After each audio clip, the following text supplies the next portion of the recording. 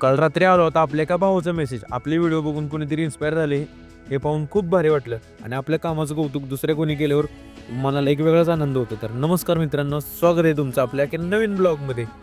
सकाळी नेहमीप्रमाणे आपले प्री वर्कआउट मील घेऊन निघालो जिमला. जिममध्ये पोहोचल्यानंतर घेतले बजरंगबलीचे दर्शन. मित्रांनो, बजरंगबलीचे दर्शन घेतल्याशिवाय वर्कआउट करायला एनर्जीच मिळत नाही. आणि आज होता आपला चेस्ट आणि ट्रायसेप्स वर्कआउट. भाऊंनो कसा आहे पंप, टॉपचा विषय हो. त्यानंतर केलं 30 मिनिटं कार्डिओ, नंतर केला थोडा ॲब्स वर्कआउट आणि लास्टला गेली 20 मिनिटं वॉकिंग. मग वर्कआउट फिनिश करून निघालो घरी. आणि जाता आता आपलं नेहमीचंच काम म्हणजे दूध घेऊन पोचलो घरी. नंतर घेतला प्रोटीन शेक. त्यानंतर आंघोळ करून आपलं आवरलं आणि पोचलो शॉपमध्ये.